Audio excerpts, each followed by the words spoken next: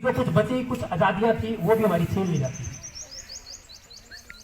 तो मैं तहे दिल से एक बार फिर मेरे ग्रामवासी, मेरे स्टेज पे आए मित्र सभी का तहे दिल से धन्यवाद करता हूँ। और मैं आमंत्रित करूंगा स्टेज पे दीपक जी अरोड़ा आए और कुछ अपने शब्दों में विचार प्रकट करें, मेरे गाँव वालों को बताएं।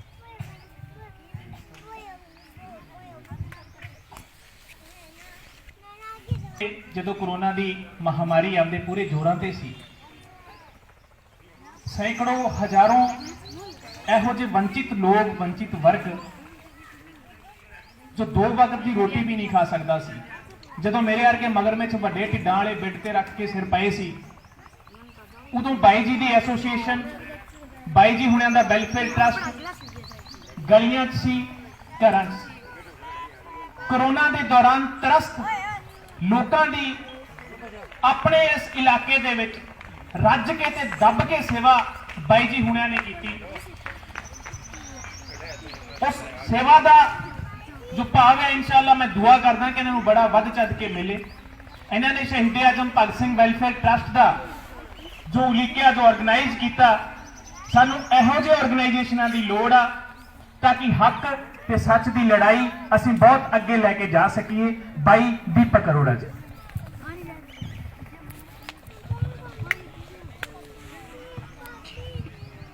होड़का गाँव वासियों व होड़का के जो युवा संगठन है, उनका मैं तहे दिल से धन्यवाद करना चाहता हूँ जिन्होंने मुझे यहाँ बुला के इतना मान सम्मान दिया। आप सबको मैं बताना चाहूँगा कि आज जो है बहुत बड़ा दिन है।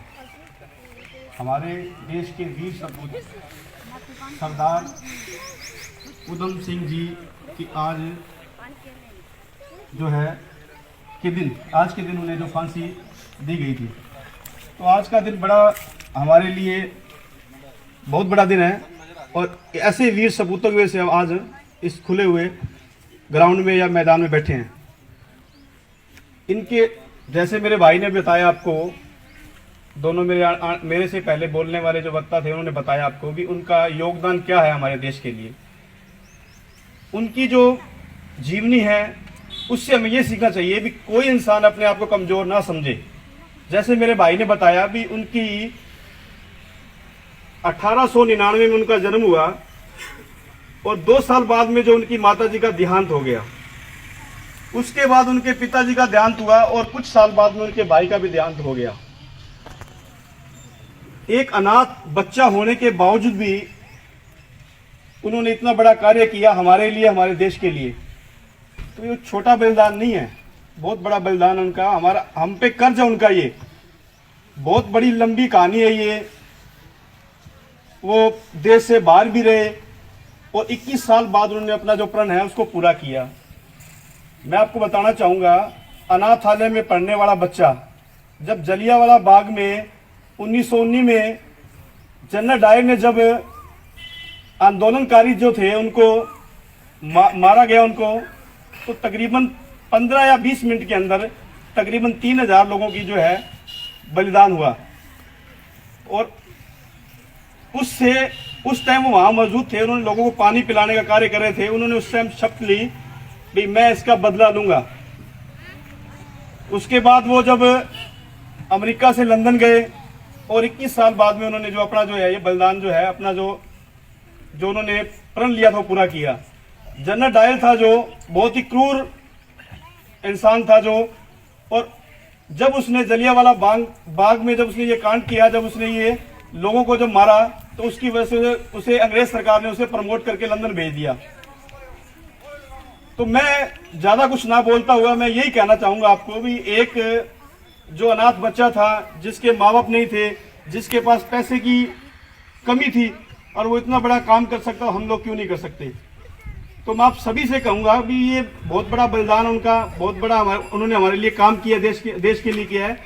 हम उनके पद चिन्ह पर चलें, उन जैसे बनने की कोशिश करें। आज छोटे छोटे बच्चे हमारे बैठे हैं बीच में हमारे, तो हम भी इन्हें समझाएं, उनके बारे में पढ़ाएं, जिन्होंने देश के बारे में हमें हमारे देश के लिए बलिदान किया उनके बारे में उन्हें बताएं, ताकि ये युवा जो हमारे बच्चे हैं ये आगे बढ़ के उनकी तरह कार्य करें, जरूरतमंद की मदद करें, आप सभी सहायता करें। मेरे भाई ने कहा जैसे लॉकडाउन की बात करी, तो ये जो भी कुछ हुआ आप लोगों की सहयोग से, सहायता से हुआ। मैं अकेला नहीं कर सकता। आज भी मैं चाहता हूँ आप लोग मेरे साथ जुड़ें हम इकट्ठे हों, एक परिवार की तरह काम करें। अगर हमें कहीं दिखता है कोई जरूरतमंद है हमारा भाई तो उसकी मदद करें। तो मैं सभी गांव वासियों का, इस युवा टीम का इस धन्यवाद करता हूं, उन्होंने जो मुझे मान सम्मान दिया। धन्यवाद। ਆਪਣੇ ਬੜੇ ਹੀ ਜੋਸ਼ੀਲੇ ਸ਼ਬਦਾਂ ਦੇ ਨਾਲ ਸਾਡੇ ਨੌਜਵਾਨ ਮੁੰਡਿਆਂ ਨੂੰ ਇਸ ਗੱਲ ਦਾ ਸੱਦਾ ਵੀ ਦਿੱਤਾ ਹੈ ਕਿ ਆਓ ਇਕੱਠੇ ਹੋ ਕੇ ਸਮਾਜ ਦੇ ਵਿੱਚ ਵਿਆਪਕ ਜਿੰਨੀਆਂ ਵੀ ਬੁਰਾਈਆਂ ਉਹਨਾਂ ਨੂੰ ਦੂਰ ਕਰਨ ਲਈ ਸਾਰੇ ਹੰਭਲਾ ਮਾਰੀਏ। ਦੁਸ਼ਯੰਤ ਕੁਮਾਰ ਦੀ ਇੱਕ ਗਜ਼ਲ ਹੈ कि मेरी कोशिश है कि ये सूरत बदलनी चाहिए, सिर्फ हंगामा खड़ा करना मकसद नहीं है मेरा, सिर्फ हंगामा खड़ा करना मकसद नहीं है मेरा, मेरी कोशिश है कि ये सूरत बदलनी चाहिए। हो आग मेरे सीने में सही, हो किसी के भी, पर ये आग जलनी चाहिए, ये आग जलनी चाहिए। क्रांतिकारियों के जीवन की जदों भी गल हुंदी है, शहीद आजम भगत सिंह होनी 25-30 मुंडियां दा एक ग्रुप सी। ऐसे तरह जो एक बारी इकट्ठे होए उस वेले कामरेड उन्होंने कहा जाता सी, कम्युनिस्ट धारा नाल संबंध रखते सी। कामरेड का मतलब होंदा साथी, फ्रेंड, मित्र, वीर, भरा। भगत सिंह नौजवान एसोसीएशन के प्रधान सी। भगत सिंह इसे तरह जो भाषण दे रहे सी तो उन्होंने कहा, मुंडियो गल सुनो, आपां नूं आजादी ही नहीं चाहिए। ਹੁਣ ਸਾਰੇ ਮੁੰਡੇ ਚੌਂਕ ਗਏ। ਕੋਈ ਆਪਦਾ ਕੰਮ ਧੰਦਾ ਛੱਡ ਕੇ ਆ ਰਿਹਾ ਸੀ, ਕੋਈ ਪਰਿਵਾਰ ਛੱਡ ਕੇ ਆ ਰਿਹਾ ਸੀ। ਜੇ ਸ਼ਖਸ ਦੀ ਲੀਡਰਸ਼ਿਪ ਦੇ ਵਿੱਚ ਆ ਰਹੇ ਸੀ ਉਹ ਕਹਿੰਦਾ ਵੀ ਸਾਨੂੰ ਆਜ਼ਾਦੀ ਨਹੀਂ ਚਾਹੀਦੀ। ਉਹ ਕਹਿੰਦੇ ਫਿਰ ਤੁਹਾਡੇ ਸ਼ਬਦਾਂ ਦਾ ਮਤਲਬ ਕੀ ਆ, ਅਸੀਂ ਸਮਝੇ ਨਹੀਂ। ਭਗਤ ਸਿੰਘ ਨੂੰ ਬਈ ਦੱਤ ਨੇ ਪੁੱਛਿਆ, ਬਟਕੇਸ਼ਵਰ ਦੱਤ, ਤੁਸੀਂ ਇਤਿਹਾਸ ਪੜ੍ਹਨ ਵਾਲੇ ਸਾਰੇ ਸਾਥੀ ਜਾਣਦੇ ਆ ਵੀ ਤੁਹਾਡੇ मायने च आजादी का मतलब की है। भगत सिंह ने कहा, मैं मुल्क नूं उस दिन आजाद मनूंगा जिस दिन बट्टा ते काम करने वाला किसान, फैक्ट्रियां ते काम करने वाला मजदूर चैन दी साह लै पाउणगे। मेरे लिए आजादी बुराइयां तो होनी चाहिए, मेरे लिए आजादी बीमारियां तो होनी चाहिए, मेरे लिए आजादी जातिवाद तो होनी चाहिए। भगत सिंह ने कहा कि गोरियां नूं अज दबल के भज देंगे, फिर काले आ जाएंगे। मगर असली जो लड़ाई है वो आजादी के वास्तविक मायने की है, जो आजादी उन्होंने लड़ी। जिस आजादी की गल भाई भगत सिंह ने कही सी, वो चिंगारी अज भी उस तरह चली आती है। शहीद आजम सरदार उधम सिंह जिन्हां दे शहीदी दिहाड़े लई अज आपां इत्थे इकट्ठे होए हैं, उन्हां दी जेब दे विच हमेशा सरदार भगत सिंह दी फोटो मौजूद रहिंदी सी। भगत सिंह नूं अपना वो रोल मॉडल मानते सी। जदों बहस हो रही सी उन्हां नूं सजा मुकर्रर करन लई जज ने पूछा कि तेरे पिस्टल दे विच 6 गोलियां सी, तू 2 चलाइयां। इतिहासकार वर्णन करदे 2 गोलियां चली, भी बाकी 4 मार के तू भज भी सकता सी। सरदार उधम सिंह जी ने जवाब दिता कि साडी हिंदुस्तानी सभ्यता, साडी हिंदुस्तानी संस्कृति सानू दुश्मन का पिछा करने लई 7 समुंदर पार करना तो सिखाउंदी है, पर पिठ दिखाउणा नहीं सिखाउंदी। अगर मैं बाकी दियां गोलियां भी चला दिंदा, उत्थे बच्चे भी मौजूद सी, उत्थे मातावां भैणां भी मौजूद सी, ते मैं इदां दा पाप नहीं कर सकदा। यही पाप तो माइकल ओडवायर दे कहण ते जनरल डायर ने कीता सी, जिस नूं खत्म करन दे लई मैं 7 समुंदर पार आया, ते तुसीं चाहुंदे हो मैं इदां दा कर दूं। बाद जज ने कहा, जूरी दे किसी मैंबर ने कहा कि तू भज जांदा तां इंडिया जाके 500,000 उधम सिंह तैयार कर लेंदा। उधम सिंह जी ने जवाब दिता, आंदा जी गल तां तुहाडी ठीक है, पर मैं जिस दिन फाहे चढ़ूंगा, तुहाडी गोरी सरकार जिस दिन मैनूं फांसी लाऊगी, 500 नहीं, मैनूं इस गल ते मान होऊगा कि इंडिया दे विचों 10,000 तो वध उधम सिंह पैदा होणगे। ऐदां दी महान सोच सी उस शख्स दी। भाई जी ਸਾਡੇ ਸਮਾਜ ਦੇ ਵਿੱਚ ਅੱਜ ਦੋ ਬੜੀਆਂ ਵੱਡੀਆਂ ਮੇਜਰ ਸਮੱਸਿਆਵਾਂ ਦੇਖਣ ਨੂੰ ਮਿਲਦੀਆਂ, ਚਾਹੇ ਉਹ ਪਿੰਡੂ ਪੱਧਰ ਹੋਵੇ ਚਾਹੇ ਉਹ ਸ਼ਹਿਰੀ ਪੱਧਰ ਹੋਵੇ। ਨੌਜਵਾਨਾਂ ਨੂੰ ਨਸ਼ਿਆਂ ਤੋਂ ਕਿੱਦਾਂ ਬਚਾਇਆ ਜਾਵੇ ਤੇ ਜਿਹੜੇ ਨਸ਼ਿਆਂ ਤੋਂ ਬਚ ਗਏ ਉਹਨਾਂ ਨੂੰ ਕੋਈ ਰੋਜ਼ਗਾਰ ਕਿਵੇਂ ਦਿਵਾਇਆ ਜਾਵੇ। ਅਸਲ 'ਚ ਆਪਾਂ ਉਦਮ ਸਿੰਘ ਨੂੰ ਸਿਰਫ ਇੱਕ ਤਸਵੀਰ ਦੇ ਰੂਪ 'ਚ ਨਹੀਂ ਦੇਖਣਾ, ਜੋ ਅੱਜ ਭੀਮ ਆਰਮੀ ਏਕਤਾ ਮਿਸ਼ਨ ਦੀ ਸਰਪ੍ਰਸਤੀ ਹੇਠਾਂ ਅੱਜ ਇਹ ਪ੍ਰੋਗਰਾਮ ਹੋ ਰਿਹਾ। ਭੀਮ ਆਰਮੀ ਏਕਤਾ ਮਿਸ਼ਨ ਦਾ ਇਹ ਮਕਸਦ ਨਹੀਂ ਵੀ ਸਿਰਫ ਔਰ ਸਿਰਫ ਫੋਟੋ ਦੀ ਲੜਾਈ ਨਹੀਂ, ਫੋਟੋਆਂ ਨਹੀਂ ਪੁੱਜਣੀ, ਮੋਮਬੱਤੀਆਂ ਵਾਲੀ ਗੈਂਗ ਨਹੀਂ ਬਣਨੀ, ਆਪਾਂ ਵਿਚਾਰ ਪਹੁੰਚਾਉਣੇ ਆ। ਤੇ ਮੈਂ ਮੰਚ ਦੇ ਮਾਧਿਅਮ ਨਾਲ ਧੰਨਵਾਦ ਦੇਣਾ ਚਾਹੁੰਦਾ ਸਰਸੇ ਦੀ ਬਈ ਇੱਕ ਸੰਸਥਾ ਕੀ ਸਰੋਕਾਰ ਸਿਰਸਾ, ਜਿਹਦੇ ਵਿੱਚ ਸਰਸਾ ਦੇ ਵੱਡੇ ਸਾਹਿਤਕਾਰ ਜੁੜੇ ਹੋਏ ਆ। ਆਪਣੇ ਪੁਰਾਣੇ ਡੀਸੀ ਸਾਹਿਬ ਅਸ਼ੋਕ ਗਰਗ ਜੀ ਵੀ ਉਹਨਾਂ ਦੇ ਮੈਂਬਰ ਰਹੇ ਹੋਏ ਸੀ। ਉਹਨਾਂ ਦੇ ਸਹਿਯੋਗ ਨੂੰ ਵੀ ਮੈਂ ਤਹਿ ਦਿਲੋਂ ਧੰਨਵਾਦ ਦੇਣਾ ਚਾਹੁੰਦਾ ਕਿ 10 ਦਿਨ ਪਹਿਲਾਂ ਮੈਂ ਉਹਨਾਂ ਨੂੰ ਲਿਖਿਆ ਸੀ ਵੀ ਮੈਨੂੰ ਕੁਝ ਕ੍ਰਾਂਤੀਕਾਰੀ ਲਿਟਰੇਚਰ ਚਾਹੀਦਾ। ਭਗਤ ਸਿੰਘ ਕ੍ਰਾਂਤੀਕਾਰੀ ਲਿਟਰੇਚਰ ਨੂੰ ਬਰੂਦ ਕਿਹਾ ਕਰਦਾ ਸੀ। ਅੱਜ ਵੀ ਤੁਸੀਂ ਅਗਰ ਕਿਸੇ ਕਾਲਜ ਦੀ ਕਿਸੇ ਕ੍ਰਾਂਤੀਕਾਰੀ ਲਾਇਬ੍ਰੇਰੀ ਜਾ ਕੇ ਦੇਖੋਗੇ ਨਾ, ਕਿਤਾਬਾਂ ਘੱਟ ਤੁਹਾਨੂੰ ਬਰੂਦ ਮਿਲੂਗਾ। ਉਹ ਬਰੂਦ ਵਿਸਫੋਟ ਲਈ ਨਹੀਂ, ਉਹ ਵਿਰੋਧ ਬਿਮਾਰੀ ਦੇ ਖਿਲਾਫ, ਉਹ ਬਰੂਦ ਸਮੱਸਿਆ ਦੇ ਖਿਲਾਫ ਕਦਮ ਆਉਂਦਾ। ਉਹਨਾਂ ਨੇ ਸਾਨੂੰ 100 ਤੋਂ ਵੱਧ ਕਿਤਾਬਾਂ ਮੁਹੱਈਆ ਕਰਵਾਈਆਂ। ਉਹਨਾਂ ਦਾ ਵੀ ਮੈਂ ਤਹਿ ਦਿਲੋਂ ਧੰਨਵਾਦ ਕਰਦਾ ਜੋ ਅਸੀਂ ਬਾਈ ਜੀ ਦੇ ਹੱਥੋਂ ਸਾਡੇ ਜਵਾਕ ਸਾਹਮਣੇ ਬੈਠੇ ਆ ਜਾਂ ਨੌਜਵਾਨ ਸਾਥੀ ਬੈਠੇ ਆ, ਉਹਨਾਂ ਨੂੰ ਵੰਡਾਉਣ ਦੀ ਪੂਰੀ ਕੋਸ਼ਿਸ਼ ਕਰਾਂਗੇ। ਹੁਣ ਮੈਂ ਸੱਦਾ ਦੇਣਾ ਚਾਹੂੰਗਾ ਸਾਡੇ ਸੰਗਠਨ, ਜਿਸ ਸੰਗਠਨ ਦੀ ਸਰਪ੍ਰਸਤੀ ਹੇਠਾਂ ਅੱਜ ਇਹ ਕੰਮ ਹੋ ਰਿਹਾ, ਉਹਦੇ ਸੂਬਾ ਮੁਖੀ ਸਟੇਟ ਚੀਫ ਬਈ ਰਾਜਪਾਲ ਗਰਵਾ ਜੀ ਆਉਣ ਤੇ ਆਪ ਦੀ ਬਾਣੀ ਦੇ ਨਾਲ ਉਹ ਸਾਡੇ ਬਈ ਰੋਹਿਤ ਗਰਵਾ ਜੀ ਸਾਡੇ ਨੌਜਵਾਨਾਂ ਨੂੰ, ਸਾਡੇ ਬਜ਼ੁਰਗਾਂ ਨੂੰ ਸਮਾਜ ਦੀ ਜੋ ਅਸਲ ਲੜਾਈ ਸੀ ਸਰਦਾਰ ਸ਼ਹੀਦੇ ਅਜੇ ਉਦਮ ਸਿੰਘ ਤੋਂ ਅੱਜ ਦੇ ਨੌਜਵਾਨ ਕੀ ਸਿੱਖਿਆ ਲੈ ਸਕਦੇ ਆ, ਇਸ ਵਿਸ਼ੇ ਤੇ ਉਹ ਚਾਨਣਾ ਪਾਉਣ। ਬਾਈ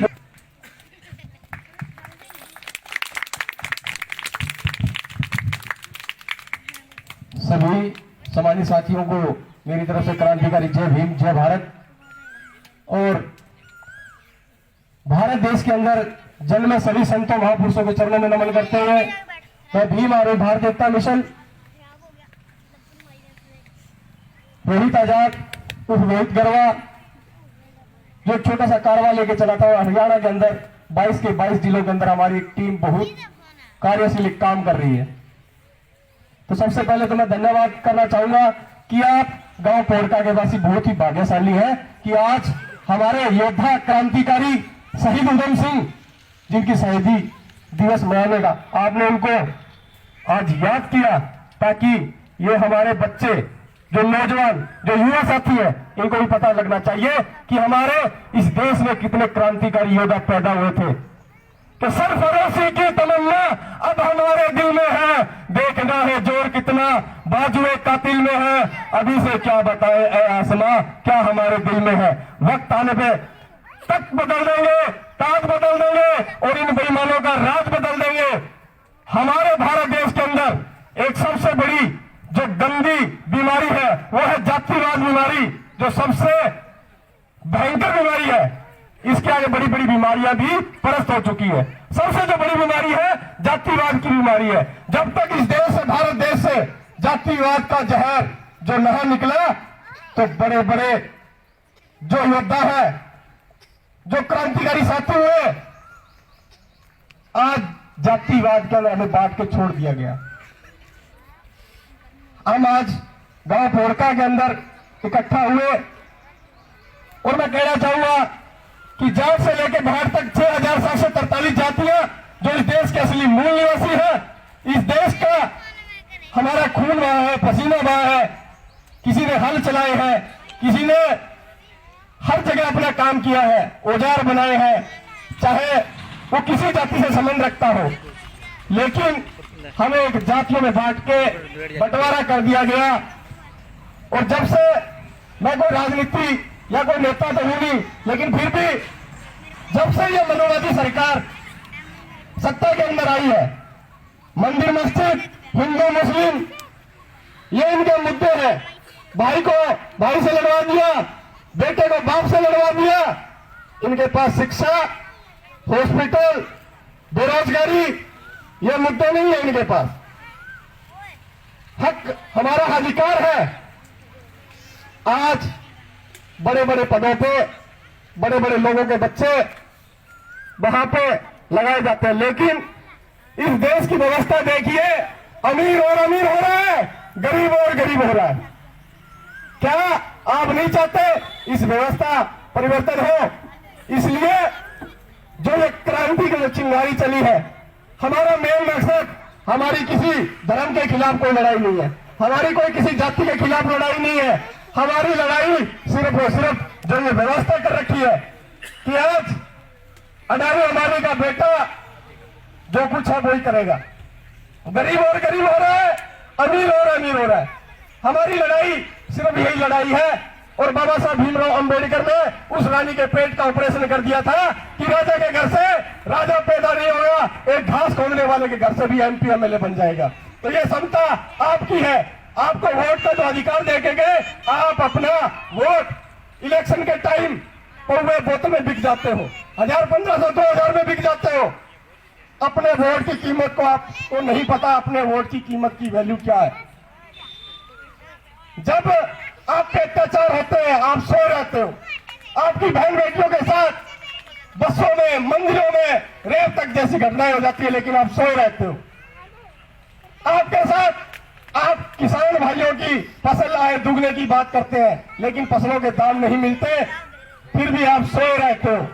लेकिन जब भी इलेक्शन का टाइम आता है, जब नेता लोग आते हैं, आपको लॉलीपॉप देते हैं, आपको लैपटॉप का लालच देते हैं, आपको कर्जा माफी का लालच देते हैं, तब ये लोग जागते हैं। जागते कितने? सिर्फ 2 महीने के लिए, फिर ये 5 साल के लिए फिर ये सो जाते हैं। अभी पीछे कुछ किसान भाई हाथ में डंडा और झंडा लिए एक आंदोलन कर रहे थे। मैंने पूछा ये लड़ाई किस लिए आप लड़ रहे हो? बोले अपने हक और अधिकार के लिए। लेकिन आपने जो पार्टी का झंडा लिया है, आप लड़ाई उसके लिए लड़ रहे हो। और जिस दिन मेरा किसान भाई, जिस दिन मेरा समाज के लोग, जिस दिन मेरा आदिवासी पिछड़ा दलित भाई अपने हक अधिकार के लिए लड़ाई लड़ेगा, उस दिन वो दूर नहीं, आपको अपना हक और अधिकार मिलेगा। और हक अधिकार मांगने से नहीं मिलते, हक और अधिकार छीनने पड़ते हैं। तो मेरे भारत देश के सोए हुए लोगों, आप जाग जाइए। अगर बच्चा भी ना रोए तो माँ भी दूध नहीं पिलाती। इसलिए अपने हक अधिकारों के लिए लड़िए, आवाज उठाइए। जो बोलता है उसके बेर बिकते हैं और जो नहीं बोलता उसके सेब भी सड़ जाते हैं। ये अपने दिमाग में डाल लीजिए। हमारी लड़ाई अपने हक अधिकार की लड़ाई है। अगर हमने उद्देश्य ही हमने कुछ नहीं करना, एक पशु के समान जिंदगी जीनी है, तो फिर व्यर्थ है हमारी इंसानियत की जिंदगी। लोग आज इंसान को मार के धर्म जिंदा रखते हैं, लेकिन हमारी लड़ाई है कि धर्म को मार के पहले इंसानियत जिंदा रखी जाए। हमारी लड़ाई इंसानियत को जिंदा रखी जाए, वो लड़ाई है। तो साथियों, मैं आपसे अपील करता हूं, गुजारिश करता हूं कि कहीं भी कोई अत्याचार होता है, किसी किसान भाई की आवाज को दबाया जाता है, या मेरी बहन बेटियों की आवाज को दबाया जाता है, किसी को न्याय नहीं मिल रहा है, उसके लिए भीम आर्मी भारत एकता मिशन के माध्यम से मैं आपसे वादा करता हूं कि आप एक बार आवाज लगाइए। हम आपके साथ कंधे से कंधा मिला के चलने का वादा करते हैं। हमारी बहन बेटियां घरों से बेखौफ जब मर्जी निकले, उनके अंदर डर का माहौल ना हो, ऐसा माहौल पैदा करना चाहते हैं हम। तो आपके बारे में मैं दीपक भाई अरोड़ा जी जो इलाहाबाद से जो इन्होंने ट्रस्ट चला रखा है भगत सिंह के नाम से, बहुत ही अच्छे इंसान। कोरोना की जो महामारी थी पीछे, इन्होंने बहुत लोगों की मदद की और दिल खुश होता है जब ऐसे हमारे साथी युवा नौजवान साथ, इनके जसविंदर सिंह जी, विनोद जी, भाई संदीप गाबा जी, बहुत से क्रांतिकारी साथी, एक जुनून था, एक नशा था कि हमें कुछ करना है। ये कोई जाति को लेके नहीं चले, उसमें हर जातियां थी, हर की हेल्प की, चाहे वो किसी जाति से था। जब तक हम ये मानसिकता हमारी रही जातिवाद की, हम आगे नहीं बढ़ पाएंगे। तो ये दिमाग से जो अपने भरा हुआ है कचरा, उसको बाहर निकालिए और एक मानवता जिंदा रखिए। और जो समाज, जो कौम अपना इतिहास नहीं जानती, वो इतिहास नहीं लिख पाती। इसलिए अपने समाज और अपने कौम के लिए आवाज उठाइए। और जो आवाज नहीं उठाते वो सिर्फ लाशें उठाते हैं और लाशें उठाते आ रहे हो। आप अगर थाने के अंदर चले जाओ, मेरा किसान भाई थाने के अंदर चला जाएगा तो एक हवलदार उसको रो मार के झाड़ के बाहर निकाल देता है, डरता भी जरा एफआईआर तक नहीं करने देते हो। क्यों भाई? वो हमारी खून पसीने की कमाई से नौकरी कर रहा है, हम उसके खिलाफ एक्शन लो, उसको चेताओ। हम न्याय चाहिए, कहीं भी किसी भाई के साथ अन्याय हो रहा है, किसी किसान के साथ अन्याय हो रहा है तो उसका साथ दीजिए, उसका सहयोग दीजिए। कि पड़ोसी के घर में आग लगी है ना, हम फोटो बनाएंगे, वीडियो बनाएंगे, लेकिन ये भूल जाते हैं कि आज पड़ोसी का घर जल रहा है, ये लपटे आप तक भी आएगी। कि पड़ोसी का जो घर जल रहा है ये लपटे आप तक भी आएगी। कभी आपने कसाई की दुकान पे देखा होगा कि मुर्गे के बच्चे उस पिंजरे में रखे होते हैं, जिस मुर्गे को निकाला जाता है वो मुर्गा चिल्लाता है, बाकी मुर्गे दाना चुगने में मस्त रहते हैं। वो भूल जाते हैं कि अरे बारी तेरी भी आएगी भाई। अगर मरना ही मुकद्दर है तो लड़के मरेंगे, जीत गए वतन मुबारक, मर गए तो कफन मुबारक। ऐसी क्रांति पैदा करो, ऐसा जोश, ऐसा होश जुनून पैदा करो, डर डर के माहौल से बाहर निकलिए। साथियों, हम ये चाहते हैं कि शहीद उधम सिंह, शहीद भगत सिंह पड़ोसी के घर से जन्म ले लें। ऐसा नहीं होगा। 23 साल की उम्र में शहीद भगत सिंह क्रांतिकारी योद्धा, आज नाम चलता हूं। कुछ करने का जुनून था, कुछ जज्बा था। अभी जो मेरे पहले वक्ता है उन्होंने शहीद उधम सिंह जी के बारे में बताया आपको, एक बहुत क्रांतिकारी योद्धा हुए। और जब वहां के कानून ने जब उनको ये बोला कि आप भाग सकते थे, आप यहां से निकल सकते थे, लेकिन फिर भी वो वहां से नहीं भागे। बोले आज अगर मैं यहां से भाग गया तो मेरी गिनती कायरों में होती, लेकिन अब मेरे जाने के बाद पता नहीं कितने उधम सिंह पैदा होंगे। तो साथियों, मैं आपसे युवा जो नौजवान साथी हैं उनसे यही अपील करना चाहता हूं कि अपने हक अधिकारों के लिए लड़िए। अपने हिस्से की जो रोटी है वो कोई और खा रहा है, तो क्या हमारा मकसद नहीं हम भी किसी के लिए लड़ें, कुछ करें? अपने जो हक अधिकार दूसरे खा रहे हैं, क्यों खा रहे हैं? क्या हमारा अधिकार नहीं है? क्या हमारा हक नहीं है? मैं एक छोटा सा आपके समक्ष एक वाक्य रखूंगा। जंगल की आग, लगभग आपने सुनी भी होगी कि एक जंगल था, एक जंगल में आग लगी तो सभी पशु पक्षी वहां से निकलने लग गए, लेकिन एक चिड़िया ने साहस किया, नदी किनारे अपनी चोंच से पानी भर भर के उस आग को बुझाना चाहा। तभी एक बंदर हंसने लगा, बोला मूर्ख चिड़िया, एक तेरी छोटी सी चोंच से क्या ये जंगल की आग बुझेगी?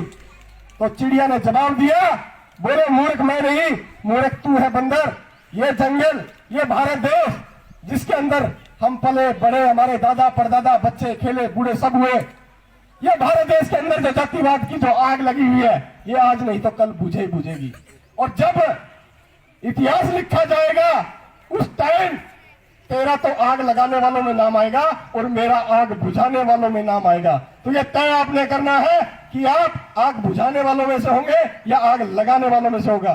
तो देश के लिए हमें एक जोश, एक जुनून होना चाहिए कि इस मिट्टी से हमें प्रेम और प्यार होना चाहिए, जैसे शहीद उधम सिंह को था कि जलियांवाला बाग के अंदर बेखौफ अंग्रेजी शासन ने गोलियां दागी, उनके दिल में उस टाइम छोटी कच्ची उम्र के अंदर उनसे देखा नहीं गया और एक प्रण लिया कि जनरल डायर की छाती में गोली ना मारूं तब तक मुझे शांति नहीं मिलेगी। ऐसा प्रण लीजिए अपने कौम के लिए, अपने देश के लिए, अपने समाज के लिए। आने वाला वक्त आपका होगा। तो मैं अपनी इन्हीं शब्दों के साथ अपनी वाणी को विराम देता हूं। जय भीम, जय भारत, शहीद उधम सिंह अमर रहे। और जितने भी क्रांतिकारी साथी यहाँ पे साथी हैं, भीम आर्मी भारत एकता मिशन के जो 20 या 22 जो मेंबर बने हैं, वो साथी यहाँ पे आ जाए स्टेज पे। काफी वक्ताओं ने बताया और बड़ी डिटेल से आपके बीच में ये जब बातें रखी तो आपने इन बातों पर ध्यान देना है।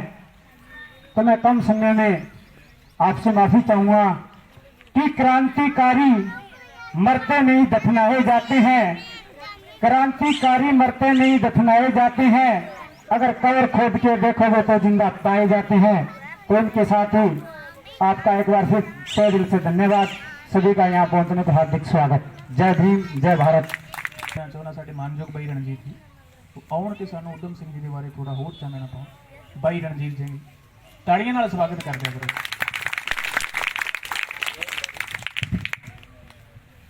ਸਭ ਤੋਂ ਪਹਿਲਾਂ ਮੈਂ ਸ੍ਰੀ ਵਾਹਿਗੁਰੂ ਜੀ ਕਾ ਖਾਲਸਾ, ਸ੍ਰੀ ਵਾਹਿਗੁਰੂ ਜੀ ਕੀ ਫਤਿਹ। ਭੋੜਕਾ ਪਿੰਡ ਪਹੁੰਚਣ ਤੇ ਪੂਰੇ ਪਿੰਡ ਵਾਸੀਆਂ ਵੱਲੋਂ ਅਸੀਂ ਧੰਨਵਾਦ ਕਰਦੇ ਹਾਂ ਜਿਹੜਾ ਇਹਨਾਂ ਨੇ ਸਾਨੂੰ ਇੱਜ਼ਤ ਮਾਨ ਸਨਮਾਨ ਬਖਸ਼ਿਆ, ਤੇ ਜਿਹੜੇ ਅੱਜ ਸਾਡੇ ਇਸ ਉਪਲਕਸ਼ ਦੇ ਉੱਤੇ ਕਿ ਆਪਣੇ ਸ਼ਹੀਦ ਭਗਤ ਸਿੰਘ ਜੀ ਦੀ ਸ਼ਹੀਦੀ ਦਿਹਾੜੇ ਉੱਤੇ ਜਿਹੜੇ ਅੱਜ ਇੱਥੇ ਪ੍ਰੋਗਰਾਮ ਹੋ ਰਿਹਾ, ਛੋਟੇ ਛੋਟੇ ਬੱਚੇ, ਨੌਜਵਾਨ, ਸਾਰੇ ਪਿੰਡ ਦੇ ਬਜ਼ੁਰਗਾਂ ਨੇ ਇਕੱਤਰਤ ਹੋ ਕੇ ਇਹ ਸਾਬਤ ਕੀਤਾ ਹੈ ਕਿ ਅਸੀਂ ਇਸ ਮੁਹਿੰਮ ਦੇ ਵਿੱਚ ਤੁਹਾਡੇ ਨਾਲ ਆ। ਬਾਕੀ ਸਾਡੇ ਸਿਰਸਾ ਤੋਂ ਆਏ ਹੋਏ ਜਿਹੜੇ ਪ੍ਰਧਾਨ ਜੀ ਨੇ, ਮੈਂ ਦੀਪਕ ਜੀ ਅਰੋੜਾ ਜੀ ਦਾ, ਤੇ ਇਹਨਾਂ ਨੇ ਸਾਰਾ ਕੁਝ, ਮੈਂ ਬਹੁਤ ਗਿਆਨੀ ਨਹੀਂ ਹੈਗਾ, ਮੈਂ ਤੁਹਾਡੇ ਵਰਗਾ ਇੱਕ ਆਮ ਇਨਸਾਨ ਆ। ਹਜੇ ਮੈਂ ਵੀ ਇਹਨਾਂ ਵੱਡੇ ਸ਼ਖਸੀਅਤਾਂ ਤੋਂ ਜਾਂ ਆਪਣੇ ਕ੍ਰਾਂਤੀਕਾਰੀਆਂ ਦਾ ਲਿਟਰੇਚਰ ਪੜ੍ਹ ਰਿਹਾ, ਸਿੱਖ ਰਿਹਾ ਮੈਂ ਵੀ ਹਜੇ, ਪਰ ਸਾਨੂੰ ਇਹ ਲਿਟਰੇਚਰ ਪੜ੍ਹਨਾ ਚਾਹੀਦਾ ਹੈ। ਇਹ ਆਪਾਂ ਬੱਚਿਆਂ ਨੂੰ ਦੱਸਣਾ ਹੈ। ਜੇ ਆਪਾਂ ਨੂੰ ਹਜੇ ਨਹੀਂ ਪਤਾ ਤੇ ਇਸ ਗੱਲ ਦੀ ਕੋਈ ਸ਼ਰਮ ਮਹਿਸੂਸ ਕਰਨ ਦੀ ਨਹੀਂ ਲੋੜ ਹੈਗੀ, ਕਿਉਂਕਿ ਸਿੱਖਣ ਵਾਸਤੇ ਕੋਈ ਉਮਰ ਦੀ ਲੋੜ ਨਹੀਂ ਹੈਗੀ, ਬੰਦਾ ਕਦੋਂ ਵੀ ਸਿੱਖ ਸਕਦਾ ਹੈ। ਸ਼ਹੀਦ ਭਗਤ ਸਿੰਘ ਜੀ ਨੇ 23 ਸਾਲ ਦੇ ਵਿੱਚ ਉਹ ਲਿਟਰੇਚਰ ਜਾਂ ਉਹ ਲਿਖ ਦਿੱਤਾ ਸੀ ਕਿ ਜੋ ਅੱਜ ਦੇ ਬੜੇ ਵੱਡੇ ਲਿਖਾਰੀ ਨਹੀਂ ਲਿਖ ਸਕੇ। ਤੇ ਮੈਂ ਘੱਟ ਟਾਈਮ ਦੇ ਵਿੱਚ ਘੱਟ ਹੀ ਜਿਹੜਾ ਕਿ ਪ੍ਰੋਗਰਾਮ ਨੂੰ ਸੰਪੰਨ ਕਰਨਾ ਹੈ, ਜੋ ਅੱਜ ਦੇ ਮੈਂ ਸਾਰਿਆਂ ਦਾ ਇੱਥੇ ਪਹੁੰਚਣ ਦਾ, ਤੇ ਨਵੀਂ ਪੀੜ੍ਹੀ ਨੂੰ ਇਹ ਜ਼ਰੂਰ ਸਾਡੇ ਨਾਲ ਜੁੜ ਕੇ, ਅਸੀਂ ਇਹਨਾਂ ਨਾਲ ਜੁੜ ਕੇ ਇੱਕ ਦੂਜੇ ਦਾ ਆਪਾਂ ਮੋਢੇ ਨਾਲ ਮੋਢਾ ਲਾ ਕੇ, ਜਿਵੇਂ ਬਾਈ ਜੀ ਉਹਨਾਂ ਨੇ ਕਿਹਾ ਕਿ ਆਪਾਂ ਨੂੰ ਹੱਕ ਮਿਲਦੇ ਨਹੀਂ, ਹੱਕ ਲੈਣੇ ਪੈਂਦੇ ਆ, ਤੇ ਉਸ ਹੱਕ ਵਾਸਤੇ ਸੱਚੀ ਸੱਚਾਈ ਲੜਾਈ ਲੜੋ। ਕਿਸੇ ਦਾ ਆਪਾਂ ਦਿਲ ਨਹੀਂ ਦਿਖਾਉਣਾ, ਕਿਸੇ ਨਾਲ ਆਪਾਂ ਲੜਾਈ ਇਸ ਤਰ੍ਹਾਂ ਕੋਈ ਡਾਂਗ ਨਹੀਂ ਚੁੱਕਣੀ ਹੈਗੀ।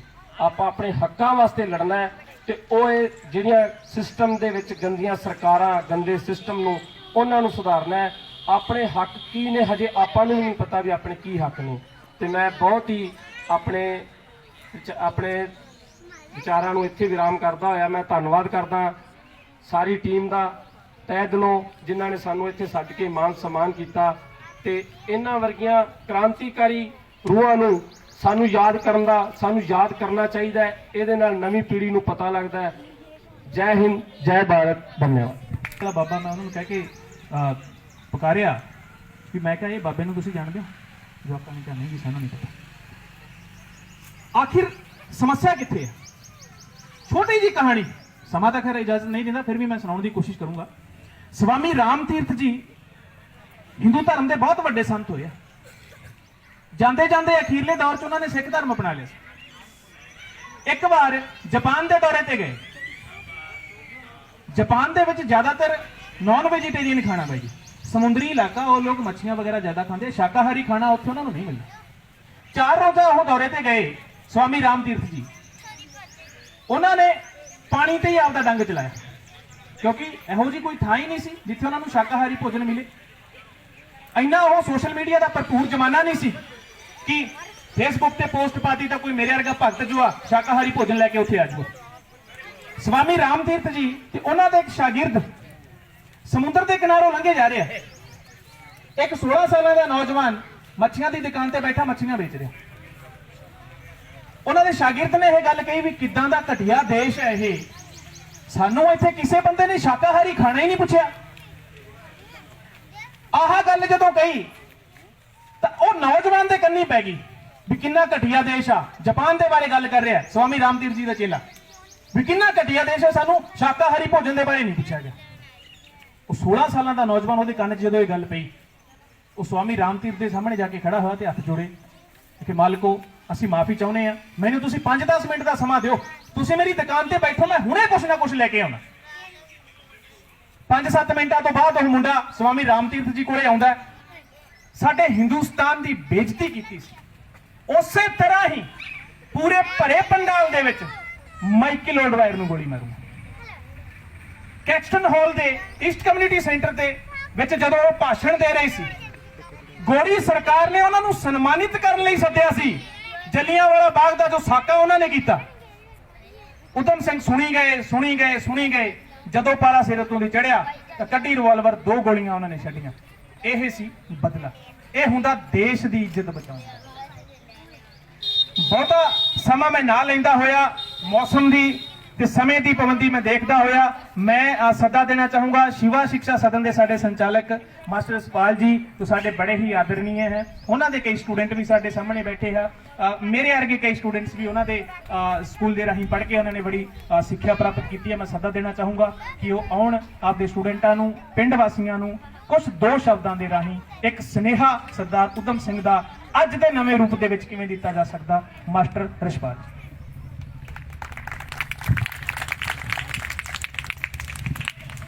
आदरणीय चीफ गेस्ट के रूप में विराजमान हमारे दीपक भाई जी, ग्रामवासियों व प्यारे बच्चों, आज सभी को सबसे पहले शहीद उधम दिवस की इस शहीदी दिवस पर हार्दिक शुभकामनाएं सभी को। तो आज बड़ा ये मन खुश हुआ कि आज हमारे पोड़का गांव में शहीद उधम दिवस जयंती मनाई जा रही है। तो सभी को हार्दिक शुभकामनाएं। धन्यवाद। दीपक जी अरोड़ा व गणमान्य का सबसे पहले मैं धन्यवाद करता हूँ, और जो ये क्रांति का आगाज़ किया है उस टीम को मैं दिल से सलाम करता हूँ। इस गांव को इस तरह के क्रांतिकारियों की सख्त ज़रूरत है। ये गांव हर तरह से पिछड़ा हुआ है। आज जब से मैंने सुर्ख संभाली है उस टाइम से मैं ये बात सुनता आ रहा हूँ कि हमारे गांव में 10+2 का स्कूल बनेगा। हर सरकारों ने हमें दिलासा दी है, हर सरपंच ने हमें दिलासा दी है, हर चेयरमैन ने हमें दिलासा दी है। क्या हम कभी 10+2 का स्कूल हमारे जीते भी देख पाएंगे? ये जो क्रांतिकारी सदस्य है, मैं इनके जज्बे को सलाम करता हूँ। इसकी नैया ये ही पार लगा सकते हैं। मैं चाहता हूँ कि मेरे गांव पोड़का मेरा सपना कैसा हो। मेरा सपना ऐसा है कि यहाँ से जो 10+2 स्कूल नहीं बनता है तो यहाँ से जो लड़कियाँ एलनाबाद पढ़ने जाती है उनके लिए इस क्रांतिकारी से मैं ये उम्मीद करता हूँ कि उनके लिए यह क्रांतिकारी एक बैन की व्यवस्था करे। उसके लिए जो सहयोग मुझे दिया जाएगा वो मैं देने के लिए तैयार हूँ। यह क्रांतिकारी एक ऐसी क्रांति का आगाज करे कि जो सरकारी हॉस्पिटल है वो उप स्वास्थ्य केंद्र, नाम का उप स्वास्थ्य केंद्र है। यह क्रांतिकारी इस चीज का आवाज करे कि यहाँ हफ्ते में 1 दिन MBBS डॉक्टर की व्यवस्था की जाए। मैं इन क्रांतिकारियों के जज्बे के साथ मैं हर समय कंधे से कंधा मिला के चलने को लिए तैयार हूँ।